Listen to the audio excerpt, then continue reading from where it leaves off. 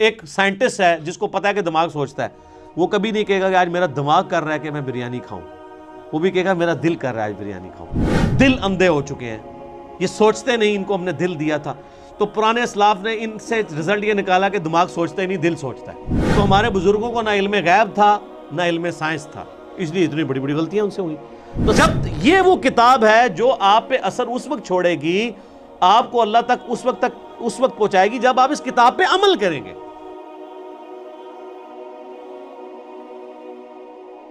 Point number 35 وہ ہے قرآن حکیم کو سمجھنے کے لیے جہاں تک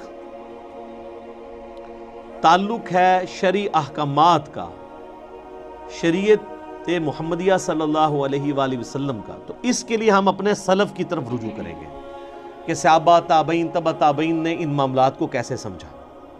نکاح طلاق کے مسئلے ہوں گے، وضو کے مسائل ہوں گے، نماز کا طریقہ ہوگا، نکاح سے ریلیٹڈ چیزیں ہوں گی، کیونکہ ان کا تعلق سائنس کے ساتھ تو نہیں ہے۔ البتہ جن چیزوں کا تعلق سائنٹیفک فیکٹس کے ساتھ ہے، اس میں ہم اپنے سلف کی طرف نہیں دیکھیں گے بلکہ خلف کی طرف دیکھیں گے، کیونکہ ہمارے سلف کو تو کئی چیزیں پتہ ہی نہیں تھی سائنٹیفک فیکٹس کے اعتبار سے۔ میں بتا رہا امام غزالی نے کہ میاں سعادت میں لکھا ہے کہ سورج جو ہے وہ زمین سے 5 گنا بڑا ہے، 60 گنا بڑا، مختلف اقوال ہیں۔ آج ہمارے بچے کو بھی پتا ہے کہ 60 گنا نہیں ہے، 6000 گنا بھی نہیں ہے، 6 لاکھ گنا بھی نہیں، 13 لاکھ گنا بڑا ہے سورج۔ تو ہمارے بزرگوں کو نہ علم غیب تھا نہ علم سائنس تھا، اس لیے اتنی بڑی بڑی غلطیاں ان سے ہوئی۔ تو سائنٹیفک فیکٹس کے لیے آپ پریزنٹ دور میں دیکھیں گے، ایمبریولوجی سے ریلیٹڈ آیات ہوں، جیولوجی سے ریلیٹڈ آیات ہوں، ایسٹرونومی سے ریلیٹڈ آیات ہوں، اس میں سلف کی رٹ نہیں لگائیں گے کہ سلف نے لکھ دیا ہے، ٹھیک ہے؟ تو اب ہم نے اسی کو فالو کرنا ہے۔ اب آپ کو پتا قرآن حکیم میں جگہ جگہ آیا نا کہ دل اندھے ہو چکے ہیں، یہ سوچتے نہیں، ان کو ہم نے دل دیا تھا۔ تو پرانے اسلاف نے ان سے رزلٹ یہ نکالا کہ دماغ سوچتا ہی نہیں، دل سوچتا ہے، اور انہوں نے دماغ کے سوچنے کا بھی انکار کر دیا۔ وہ تو پھر آج ہمیں سائنس بتا رہی ہے کہ دل بھی سوچتا ہے، دماغ بھی سوچتا ہے۔ اس کے اوپر میرا کلپ ہے، انسٹرومنٹ آف انٹلیکٹ، وہ دماغ ہے یا دل، وہ آپ دیکھ لیں، دونوں سوچتے ہیں۔ لیکن قرآن حکیم میں چونکہ ذکر بار بار آیا دل کا، تو انہوں نے کہا دماغ سوچتا ہی نہیں ہے۔ اب اس میں ہم سلف کی بات نہیں مانیں گے، خلف کی بات مانیں گے، جنہوں نے سائنٹیفکلی چیزوں کو لرن کیا۔ اور قرآن میں صرف دل کا ذکر نہیں ہے، افئدہ کا لفظ بھی آیا ہے، وہ دماغ کی طرف بھی جا سکتا ہے۔ سینٹر، عقل کا ذکر آیا ہے۔ اب وہ عقل کے لیے ضروری نہیں کہ وہ دل ہی ہو، دل بھی سوچتا ہے۔ یہ بھی علیحدہ بات ہے کہ یہ بھی اب ریسنٹ ڈسکوری ہے، یوٹیوب پہ اس کے حوالے سے ویڈیوز بھی موجود ہیں۔ پہلے لوگ دل کے سوچنے کو نہیں مانتے تھے۔ چونکہ قرآن لٹریچر کی بک ہے، اس لیے قرآن دل کا ذکر ڈومینیٹ کرتی ہے۔ ایک سائنٹسٹ ہے جس کو پتا ہے کہ دماغ سوچتا ہے، وہ کبھی نہیں کہے گا کہ آج میرا دماغ کر رہا ہے کہ میں بریانی کھاؤں، وہ بھی کہے گا میرا دل کر رہا ہے آج بریانی کھاؤں، کیونکہ لٹریچر کی زبان میں دل کا لفظ ہی بولا جاتا ہے۔ تو قرآن حکیم کا سٹائل لٹریچر کا سٹائل ہے، تو اس لیے اس چیز کو آپ نے ذہن میں رکھنا ہے، ادروائز آپ کے لیے مصیبت کھڑی ہو جائے گی کہ آپ نے ان احکامات کے اعتبار سے جو ہے وہ سلف کی طرف دیکھنا ہے اور سائنٹیفک فیکٹس کے اعتبار سے خلف کی طرف دیکھنا ہے۔ اور اس میں یہ بھی یاد رکھیے گا کہ قرآن حکیم میں کامیابی انہی لوگوں کے لیے ہے کہ قرآن پہ عمل بھی کریں۔ یہ سلف خلف کی بحث میں خالی نہ وہ پڑے رہیں کہ جی اس آیت کی تشریح یہ ہے، اس کی یہ ہے، اور لوگ یہ وہی چیز ہے جسے میں علمی شہوت کہتا ہوں، یہ علمی شہوت ہے صرف، اس پہ عمل بھی کرنا ہے۔ عمل کیے بغیر اس کی پریکٹیکل برکات حاصل نہیں ہوگی۔ صحیح مسلم میں حدیث ہے نا، حضرت عمر کہتے ہیں کہ نبی علیہ السلام فرمایا اللہ تعالیٰ اس کتاب کی وجہ سے قوموں کو عروج دے گا اور قوموں کو زوال بھی دے گا۔ عروج دیا ہے صحابہ کرام کو، کہاں ان بدوؤں کو اٹھا کے دنیا کا امام بنا دیا، اور وہ رومن اور پرشین امپائر جو ہزاروں سال سے استحصال کر رہی تھی انسانیت کا، اکھاڑ کے رکھ دیا ودن 17 ایئرس۔ یعنی مسلمانوں کی اگر آپ گراف جو اوپر جانا شروع ہے وہ تو 2 ہجری کے بعد ہے۔ 2 ہجری میں غزوہ بدر ہے، 3 میں غزوہ احد ہے، 5 میں غزوہ خندق ہے، 6 میں صلح حدیبیہ ہے، 7 میں غزوہ خیبر ہے، 8 میں فتح مکہ ہے، اور 8 ہی میں غزوہ حنین ہے، مشرکین عرب کے خلاف آخری جنگ۔ 9 میں غزوہ تبوک ہے، رومن امپائر بھی بھاگ گئی نبی علیہ السلام کے روب کی وجہ سے، ورنہ یرموک وہیں پہ ہو جانی تھی۔ اور اس کے بعد اگلے 3-4 سالوں کے اندر یرموک کے اندر رومن امپائر جزیہ دینے پہ آمادہ ہوگی، جنگ بھی ہار گئی، اور قادسیہ میں اسی سال قادسیہ کے اندر پرشین امپائر ٹوٹ گئی، یہاں تک کہ پوری پرشین امپائر مسلمانوں کے پاس آ گئی۔ تو یہ صحابہ کرام کو اللہ تعالیٰ نے قرآن کے ذریعے اٹھایا ہے، انہوں نے قرآن پہ عمل بھی کیا ہے۔ آج بھی جو قرآن پہ عمل کرے گا نا اسی کو قرآن سمجھ آئے گا، ادروائز قرآن اس کو لگے گا یہ تو ایک بے ہنگم سی کتاب ہے، نعوذ باللہ۔ اور آپ دیکھیں مشرکین عرب کے اندر 2 خامیاں تھیں، اللہ نے وہ کیسی دور کی۔ نمبر 1 خامی تھی کہ وہ طوائف الملوکی کا شکار تھے، آپس میں لڑتے رہتے تھے۔ نمبر 2 چٹے ان پڑھ جاہل تھے۔ اللہ نے یہ 2 خامیاں کیسے دور کی؟ انہیں قرآن کے ذریعے ان کی زبان میں ہی ایسا علم دیا کہ یہودی اور عیسائی جو ان کو امی کہتے تھے ان کی زبانیں بھی ان کے سامنے بند ہو گئیں۔ جنہوں نے سورۃ المائدہ سورہ نساء پڑھ لی ان کے سامنے کون پریسٹ بیٹھ سکتا ہے، ان کے ساتھ علمی ڈسکشن کر سکتا ہے۔ اور دوسری خامی جو طوائف الملوکی تھی، نبی صلی اللہ علیہ وآلہ وسلم کی شکل میں ان کو ایک ایسا لیڈر دیا کہ سارے عرب قبائل ان کے نیچے جمع ہوئے، پھر رومن پرشین امپائر انہیں الٹ ہی دینی تھی نا۔ اور ان 2 خامیوں کو دور کر کے اللہ نے ان کی 2 خوبیاں یوٹیلائز کر لی۔ ایک خوبی ان کے اندر یہ تھی کہ جب وہ کسی کو زبان دیتے تھے پھر گردن ہی کٹتی تھی۔ بیعت کا مطلب تھا کہ اب بس اس کے ساتھ بیعت کر لی، اب جو بھی یہ کہے گا ماننا ہے، چاہے جان بھی دینی پڑے۔ ابو جہل نے دی ہے نا، کفر کے لیے دی ہے، لیکن زبان پہ قائم رہا ہے، اس کے ماننے والے بھی قائم رہے۔ یہ تو یہودی تھے جو کمزور ایمان والے تھے نا، ان کو پھر اللہ نے اٹھایا بھی تو نہیں، 10 یہودی بھی مسلمان نہیں ہوئے۔ اوس اور خزرج نے اسلام قبول کیا نا، عربیوں نے، چٹے ان پڑھوں نے۔ تو اللہ نے ان کی یہ جو خوبی تھی۔ اور دوسرا یہ عرب کے لوگ ٹف ماحول کے عادی تھے۔ رومن اور پرشین امپائر تو اپنے آپ کو سپر پاور کنکلوڈ کر چکے تھے، انہوں نے سوچے نہیں تھا ہمیں کوئی چیلنج بھی کر سکتا ہے۔ اور یہ عربی روکھی سوکھی کھا کے بھی کئی دن فاقے کر کے بھی، اونٹوں پہ ریگستانی سفر کر کے بھی، یہ تو عادی تھے ہارٹ آف ماحول کے، ان کی تو کوئی چیز بھی اسٹیک پہ نہیں لگی تھی، نہ ان کے پاس محلات تھے، یہ تو کہیں پہ بھی سو جایا کرتے تھے، ٹھیک ہے، خود بھی پتے کھا کے گزارا کر لیتے تھے۔ تو ایسے لوگ جن کے لیے دنیا میں کوئی لگژریس لائف نہیں تھی، یہ ان کی بہت بڑی خوبی تھی۔ تو یہ جب ٹکرائے ہیں تو انہی کا اسلحہ ان سے چھین کے ان کو الٹ کے رکھ دیا انہوں نے۔ اور پھر ایسی داغ بیٹھی ہے کہ وہ جو شروع کی محنت ہے 1000 سال تک پھر سر دنیا پہ حکمرانی کی ہے نا مسلمانوں نے، سپر پاور رہے ہیں۔ آج کہتے ہیں جی جناب وہ ہم حکمران تھے پھر کیا ہو گیا؟ تو جو تھے وہ زمانے میں معزز تھے مسلمان ہو کر، اور تم خار ہوئے تارک قرآن ہو کر۔ یہ مسلم کی حدیث کا ترجمہ کیا ہے ڈاکٹر اقبال نے جواب شکوہ میں، جو صحیح مسلم میں حدیث ہے، اللہ تعالیٰ اس کتاب کی وجہ سے قوموں کو عروج دے گا اور اس کتاب کی وجہ سے قوموں کو زوال دے گا، اسی کو ٹرانسلیٹ کیا۔ تو یہ بات یاد رکھو، مجھے ڈاکٹر سرار صاحب کی بات بار بار یاد آتی ہے، انہوں نے تعارف قرآن میں بھی یہ بات کی تھی کہ جو قرآن کی اس دعوت کے اوپر عمل نہیں کرے گا نا، اسے کبھی بھی قرآن کا اتار چڑھاؤ، قرآن کا مزاج سمجھ نہیں آئے گا، کیونکہ آپ ان کیفیتوں سے گزریں گے ہی نہیں۔ قرآن والی کیفیتوں سے آپ کب گزریں گے؟ جب آپ معاشرے سے ٹکرائیں گے۔ قرآن کہہ رہا ہے یہ کرو، معاشرہ کہہ رہا ہے یہ کرو، تو آپ کو معاشرے کی تیکھی باتیں سننی پڑیں گی، اس کی وجہ سے آپ کی تطہیر ہوگی، اللہ کے لیے آپ کو صبر کرنا پڑے گا، ہو سکتا ہے کبھی کبھار گالیاں کھانی پڑیں اور کبھی تک مار تک بھی نوبت آ جائے۔ جب تک یہ نوبت نہیں آئے گی تو وتواصوا بالحق اور وتواصوا بالصبر کیسے آپ کو سمجھ آئے گا؟ میٹھی میٹھی باتیں کرنے سے، میلاد کانفرنسز کرنے سے، محرم کی شیرنی بانٹنے سے، محفل میلاد کرنے سے، محفل قرآن کرنے سے، تلاوت کے محفل قرات کروانے سے اور نعتیہ مقابلے کروانے سے تو کوئی فرق نہیں پڑتا۔ فرق تو اس وقت پڑے گا جب آپ سود کے خلاف بولیں گے، فرق تو اس وقت پڑے گا جب آپ جو ہے ناچ گانے کے خلاف بولیں گے، بے پردگی کے خلاف بولیں گے، بے حیائی کے خلاف بولیں گے، اور آپ یہ کہیں گے کہ بابوں کا دین اور ہے اور کتابوں کا دین اور ہے۔ کتابیں تو یہ بتا رہی تھی، ہمارے بزرگ ہمیں کیا بتا کے گئے ہیں، ہر چیز ہی غلط نکلی ہے۔ آج لوگوں کی داڑھیاں سفید ہو گئی ہیں، وہ کہتے ہیں او یار پوری زندگی کہاں گزار دی، اب پتہ چلا دین یہ تھا، یہ ہمیں کیا لوگ دین سکھاتے رہے ہمارے بزرگ بابے۔ تو یہ ساری کی ساری کیفیات، ان تکلیفوں سے جب بندہ گزرے گا پھر وہ کندن بنے گا، اور اس کے لیے قرآن پہ عمل کرنا ضروری ہے۔ ادروائز قرآن میں آپ کے لیے کوئی ہدایت نہیں ہے، یہ بھی ایک لٹریچر کی کتاب ہے، جس طرح باقی سٹوری بک ہیں، آپ پڑھ کے سائڈ پہ ہو جائیں۔ جب یہ وہ کتاب ہے جو آپ پہ اثر اس وقت چھوڑے گی، آپ کو اللہ تک اس وقت پہنچائے گی جب آپ اس کتاب پہ عمل کریں گے۔ وہی بڑا مشکل کام ہے، کتاب پہ عمل کرنا تو میرے بھائی یہ تو پل صراط پہ چلنے کے مترادف ہے۔ پولیس راہ سے تو ایک دفعہ گزرنا پڑنا ہے. اس کتاب پہ عمل کرنے والے کو تو روزانہ پولیس راہ سے گزرنا پڑتا ہے.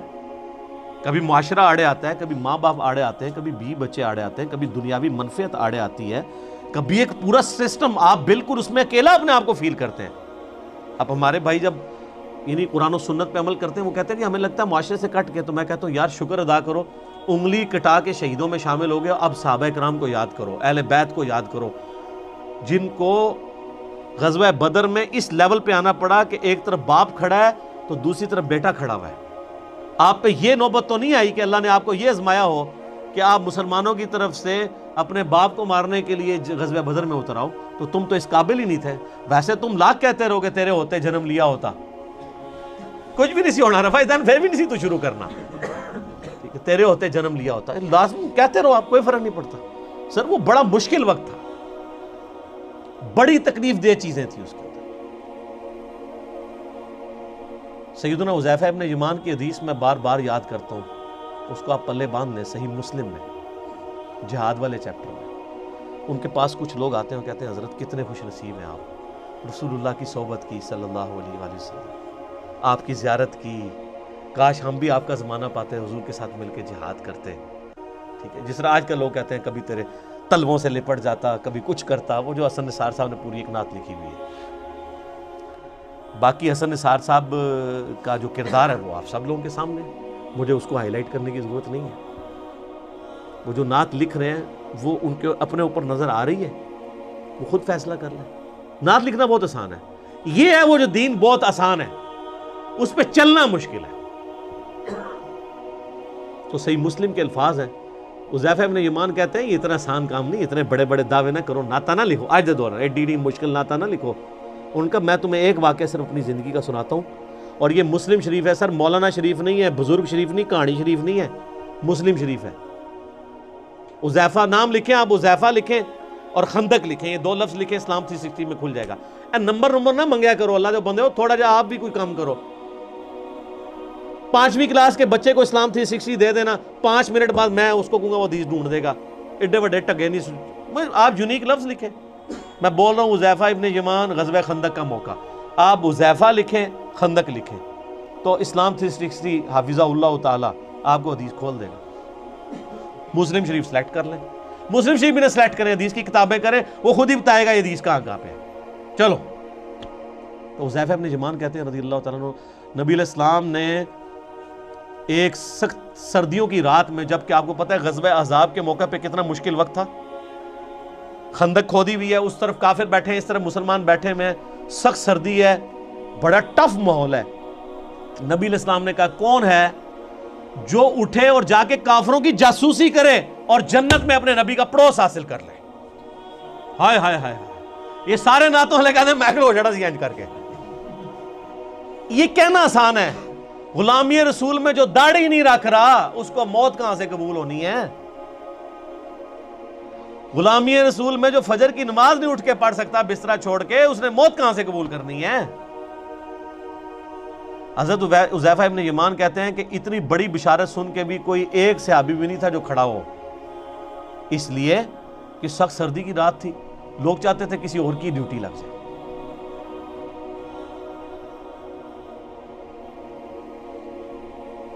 اب کیا ہوا, نبی علیہ السلام نے دوسری دفعہ فرمایا کون ہے جو رات کے وقت جا کے کافروں کی جاسوسی کرے اور جنت میں اپنے نبی کا پڑوس حاصل کر لے. کائنات میں سب سے بڑی کوئی چیز یہی ہو سکتی ہے, اس سے بڑی صرف ایک چیز ہے کہ اللہ تعالیٰ کسی کو پیغمبر بنا دے.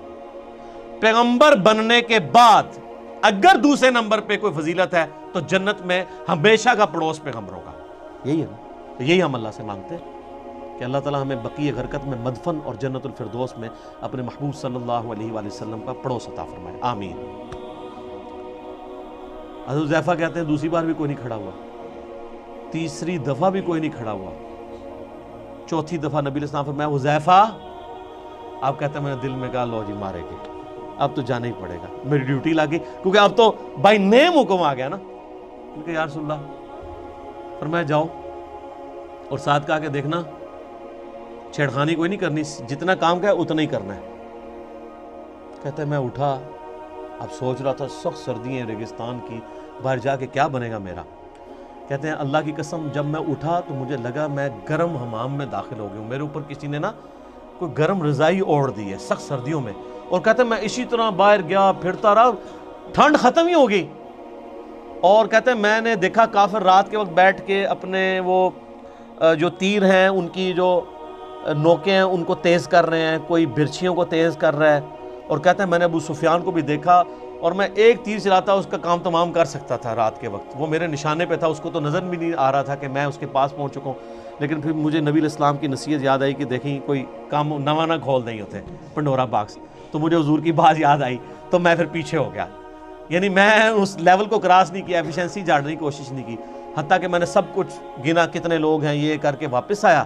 کہتے ہیں جیسے ہی میں نبی علیہ السلام کی مجلس میں داخل ہوا تو وہ جو گرم حمام والا اثر تھا ختم ہو گیا اور مجھے سخت ٹھنڈ لگنا شروع ہو گئی، تو نبی علیہ السلام نے اپنی مبارک چادر میرے اوپر اڑا دی۔ یہ یعنی معجزہ ظاہر ہوا نبی علیہ السلام کا، یہ صحیح مسلم میں۔ لیکن اس میں سبحان اللہ کے ساتھ بہت چیزیں جو ہے استغفر اللہ اور انا للہ بھی یعنی جڑی ہوئی ہیں۔ وہ جو انور مقصود صاحب نے وہ کالم لکھا ہے نا کہ تبدیلی کا سفر ایاک نعبد و ایاک نستعین سے شروع ہوا، ان اللہ مع الصابرین سے ہوتا ہوا انا للہ و انا الیہ راجعون پہ ختم ہوا۔ تو یہ آپ کا سفر بھی یہ صرف سبحان اللہ تک نہ رہے میرے بھائی، بہت تلخ چیزیں اس کے ساتھ جڑی ہوئی ہیں۔ یہ دعوے کرنا بہت آسان ہے، پریکٹیکلی دین کے اوپر چلنا بہت مشکل کام ہے۔ تو قرآن حکیم سے ہدایت ان لوگوں کے لیے ہے کہ جو قرآن کو فالو کریں گے، صرف مطلب دعوے کر لینے سے کچھ بھی نہیں۔ تو یہ اس پوائنٹ میں ڈسکس کرنا ضروری تھا۔ باقی پریکٹیکلی اگر آپ نے نبی علیہ السلام کی انقلابی دعوت کو ویڈیو کی شکل میں دیکھنا ہو تو قطر والوں نے 30 اقساط کے اوپر ایک ڈرامہ سیریل بنائی ہے عمر سیریز کے نام سے، جو انگلش میں تو سب ٹائٹل کے ساتھ آ چکی ہے اور اردو میں بھی اب انڈینز نے ڈبنگ کر دی ہے اس کی۔ ہمارے واٹس ایپ گروپ میں رابطہ کریں، چونکہ یوٹیوب کے اوپر وہ کاپی رائٹس کا ایشو ہے، وہ اپلوڈ نہیں ہو سکتی۔ فیس بک کے اوپر ہمارے بھائیوں نے اپلوڈ کی بھی ہے، منگوا بھی سکتے ہیں۔ اور اوریجنلی تو وہ عربی میں بنی ہے اور اس کا ٹیسٹ بھی عربی کے اندر ہے، تو اس میں آپ کو عربیوں کی عادتوں کا بھی پتہ چلے گا۔ انہوں نے پیورلی عرب کا کلچر فلمایا ہے کہ عرب کے لوگ آپس میں کس طرح گفتگو کرتے ہیں۔ یہاں آپ نے وہ کلچر دیکھنا ہے، پٹھانوں کو دیکھیں، سیم آلموسٹ وہی ریزیمبلنس آپ کو نظر آئے گی۔ وہ آپس میں بات کرتے ہوئے لگتا ہے لڑ رہے ہوتے ہیں، عربی بھی اسی طرح ہی لڑ رہے ہوتے ہیں، گفتگو کر عام نارمل انداز میں بھی۔ پھر بات بات پہ محاورے بڑے سخت قسم، وہی تیری ماں مر جائے، یہ وہ محاورے جو صحابہ کرام بھی استعمال کر لیتے تھے، اس لیے کہ وہ عرب کلچر کا حصہ تھے۔ یہ جو تارجوی صاحب جن صحابہ اور اہل بیت کا تعارف کرواتے ہیں نا، یہ نبی علیہ السلام کے صحابہ اور اہل بیت اس طرح کے نہیں تھے، یہ ماڈرن اردو لینگویج کے صحابہ اور تابعین اور تبع تابعین بنتے۔ عرب کا کلچر بالکل ڈیفرنٹ تھا، بڑے ذرا ان کے مزاج میں ریگستانی ماحول کے تھے نا، تو وہ ان کے مزاج میں سختی موجود تھی گفتگو کرنے پہ، تو وہ میٹھی میٹھی باتیں کر کے، تو میرے بھائی رومن اور پرشین امپائر تو نہیں تھی انہوں نے الٹنی نا، یہ میٹھی باتوں سے الٹی جاتی ہے۔ جو بدماش صدیوں سے بیٹھے ہوئے ہیں ان کو اکاڑنے کے لیے آپ محفل نعت میں ان کو جھموائیں گے یا ان کو شیرنی دیں گے تو وہ اپنی مجلس چھوڑ کے چلے جائیں گے؟ نہیں، یہ تلوار جو اللہ تعالیٰ نے صحابہ کی مسلط کی رومن اور پرشین امپائر پہ، تاکہ ان کو اکھاڑ کے ایک نئے دور کا آغاز کیا جائے۔ اسی پہ وہ وحید الدین خان صاحب کی کتاب ہے نا، اسلام دور جدید کا خالق ہے۔ یہ آج جو فریڈم آف ایکسپریشن آپ کو نظر آ رہی ہے، یہ اسلام کی برکت سے ہے۔ اسلام سے پہلے تو بادشاہ کا دین ہی رعایا کا دین ہوتا تھا، اگر کوئی نہیں قبول کرتا تھا پرسیکیوشن ہوتی تھی۔ رومن امپائر کو دیکھنے ہزاروں عیسائیوں کو انہوں نے قتل کیا ہے، لیکن جب کانسٹنٹائن II نے خود عیسائیت قبول کر لی، پوری رومن امپائر عیسائی ہو گئی۔ نبی علیہ السلام جب آئے اس وقت یہ عیسائی اسٹیٹ تھی، بن چکی بھی تھی، لیکن اس سے پہلے تو نہیں تھی۔ لیکن یہ اسلام نے آزادی دی کہ نہیں، بادشاہ کوئی بھی ہے، آپ کو حق ہے کہ آپ اپنا دین رکھ سکتے ہیں۔ اور یہ برکت ہے جو آج آپ اویل کر رہے ہیں کہ ٹرمپ جو ہے ایک متعصب قسم کا یہودی نما عیسائی ہے، لیکن اس کے سامنے بھی جب قرآن تلاوت کیا جاتا ہے خاموشی سے سنتا ہے۔ امریکہ کے اندر آپ جا کے اسٹریٹ دعوت دیں، لوگ سنیں گے، نماز پڑھیں آپ کے ساتھ، لوگ سیلفیاں بھی بنوائیں گے، برا نہیں سمجھیں گے۔ لیکن فرعون کے سامنے جادوگروں نے جب ذرا سی بات کی تھی، اس نے کہا میں لٹکا دوں گا تمہیں۔ یہ فرق ہے۔ تو اسلام اس دور جدید کا خالق ہے۔